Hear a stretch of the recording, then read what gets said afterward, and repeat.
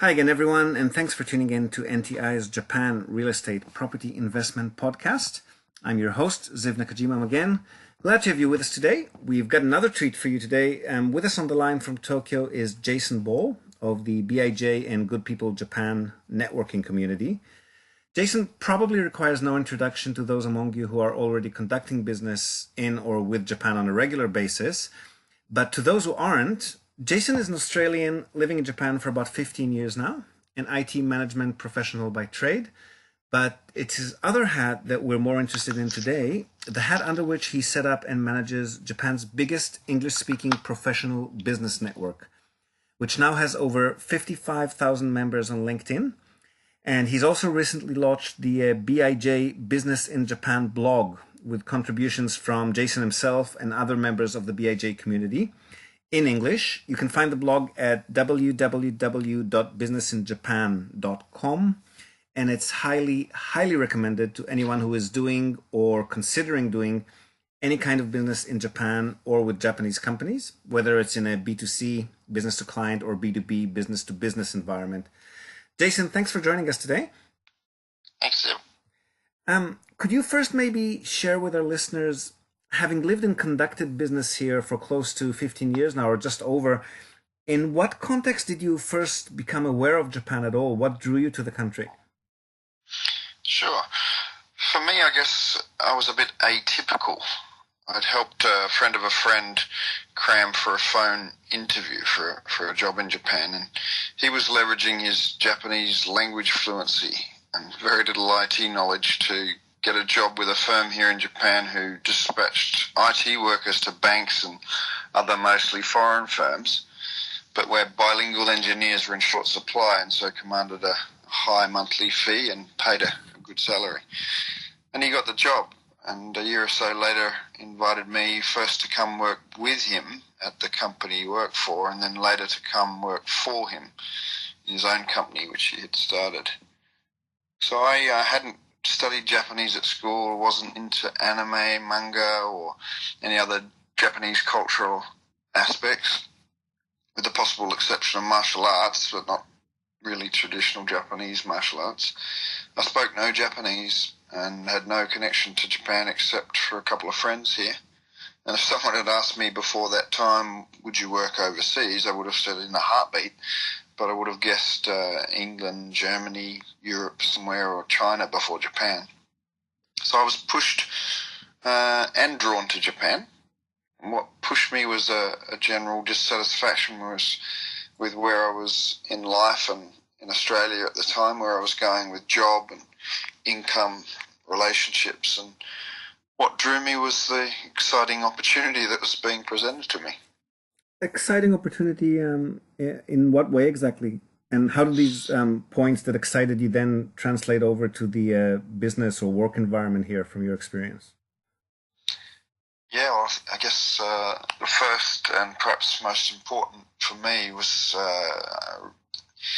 coming to realize what a soft landing it was in Japan. I arrived one Saturday evening in Golden Week, April 2003. And by 7 a.m. next morning, I was disconnecting computers and workstations on a investment bank's trading floor. Oh, wow. That is a soft landing. So within 6 months, I'd taken over from my boss, or employer, a guy who brought me over to Japan, allowing him to go out and develop his business rather than have to be on site at the client full time. And I was dropped into a very efficient client and vendor-based ongoing project team that worked very well together and communicated well and appreciated what each person brought to getting the job done. And I still remember that first job very fondly, and it may have been the best working environment I've ever had. Wow. I consider myself pretty lucky to have experienced it. But not ending there, it really did launch a brand new career here in a foreign country for me, allowing me to hit the ground running, developing self-confidence in my abilities, and always giving me a best practice ideal team, process, and work environment to refer to and compare in every job I've had thereafter. So you've started working and living here, and over time, obviously, you felt the need to share your experience and the experience of other people like you with newcomers to the market. So, what are the most typical questions or requests that you get approached with most often? And what are the answers that you find yourselves giving typically? Probably with a lot of visibility online and in the Tokyo community as a connector of people for business and work. Unsurprisingly, the most common requests that I get is to help someone either sell a product or service in Japan, get a job, or find an employee. So the majority of approaches are from foreigners and usually from outside Japan. So to someone wanting to enter the Japanese market, make sales in, with, or from Japan on what's commonly called a success basis or commission only, I usually start with gently informing people that this model may work in some rare cases, usually where a relationship exists between the person who'll invest their time and skills and network and the company wanting the sales. But for most part, that model's not common here. People with the ability to do that are unlikely to do it on a commission basis for someone they don't know and trust, and frankly, they've got more immediate opportunities to spend their limited time on. Contingent recruitment is commission only, so it's a possible exception for some. But a company with multiple hires required that are willing to use a recruitment firm for, they can expect to pay about 30 to 35% of on-target earnings as a fee. So if they're not looking for multiple hires, just looking for one, and it's not someone very senior like a country manager, they might have trouble finding takers and getting their recruitment prioritised with any firm that says they will help them. But outside of recruitment, the advice for success is basically have a budget, be serious, have a plan to visit when necessary and possible, and hire or contract people with local knowledge to work for you. If you aren't ready but want to test the market, just pay for a simple market feasibility study or engage someone to test the waters for you. And finding an expert in your industry here in Japan to talk to, paying if necessary to get in touch with someone is another option. And for those wanting to find work here, usually they're not bilingual, and for those outside the country, most have no visa allowing them to work, unless they're married to a Japanese or something like that. And my advice to them is usually based on the fact the type of work available to non-Japanese speakers is limited to a few industries and areas in those industries.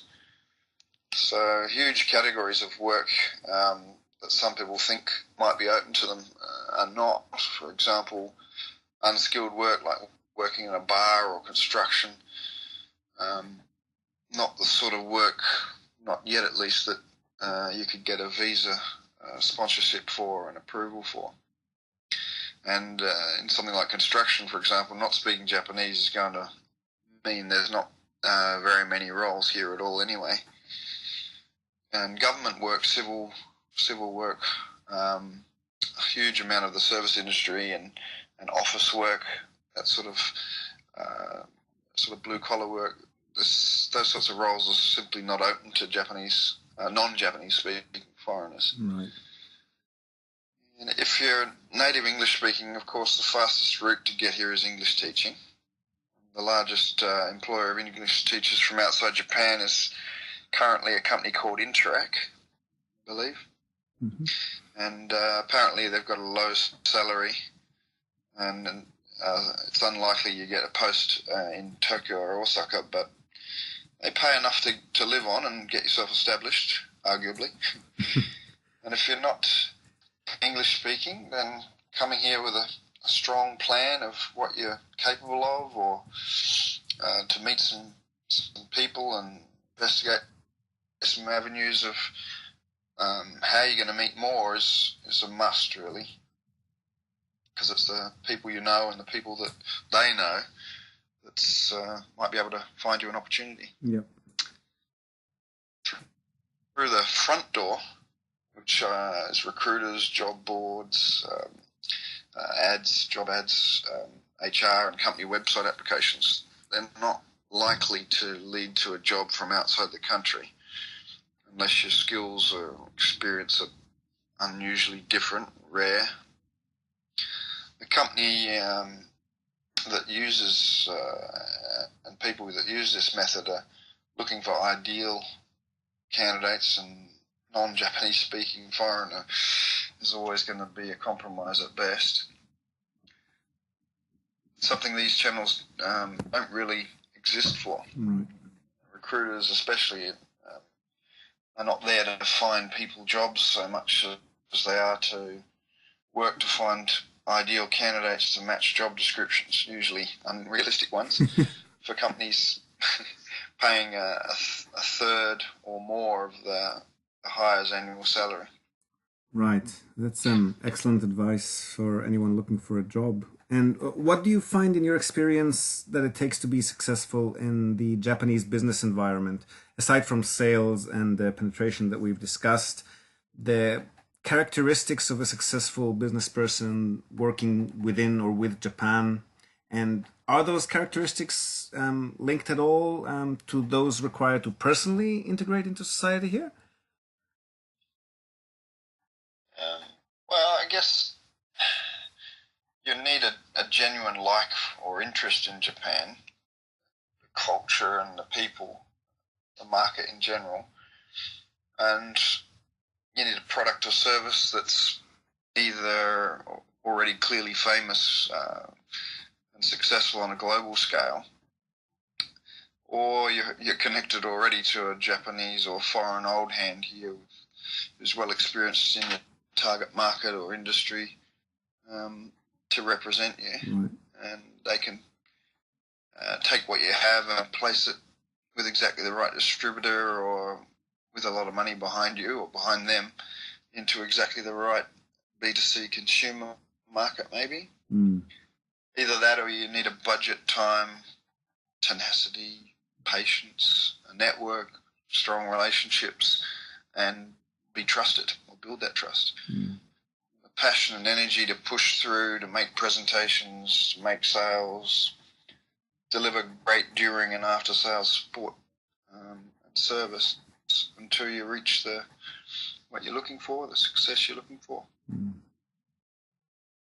Another assumption or related assumption or mistake is underestimating how long the sales and decision-making process is in Japan. Right. In B2B, depending on the product or service you have and the size of the client, there isn't one decision maker. The importance of the decision maker in the Western sense needs to be spread over a wide set of important players and companies. And if people are interested and lucky, they can hire sales trainers to teach some of this, or at least that's what I've heard. Right, that's excellent advice. Thank you. And just to tie into the current state of affairs, both here and globally, what are the unique challenges that you see facing Japan these days, particularly as far as the international business arena is concerned? Maybe because of its proud homogeny as a society, it's inward, in some cases, insular domestic market only focus. Some of Japan, a reasonable percentage of people in business with influence, seem to have little or no idea how to engage internationally, to understand the international opportunity, and have a real limited ability to put themselves in the shoes of a foreign person, country, or business market. This probably still drives part of the lingering domestic market focus here in some industries and companies today. Right. In the boom times, same sort of culture worked in Japan's favour. Building what the world wanted and didn't even know they wanted, and at a price that matched the draw of the quality they became well known for. It's understood here generally that a lot of leaders in Japan are older men, seemingly incapable of letting go of that era. They're quite content to wait out until their retirement without too much change and with as little risk as possible. And what we're seeing in the news and the number or volume of scandals shows just how long some pretty well-known companies have been trying to hide what they've been doing just to try to keep the dream of yesteryear alive. Absolutely, or what they haven't been doing. Is this Exactly. Is this different now compared to how you remember things when you first came here? Have you seen Japan changing it all over the course of that time? I mean, at least as far as openness, communication with foreigners or the outside world is concerned? Oh, absolutely. First to change has always been the tourism industry.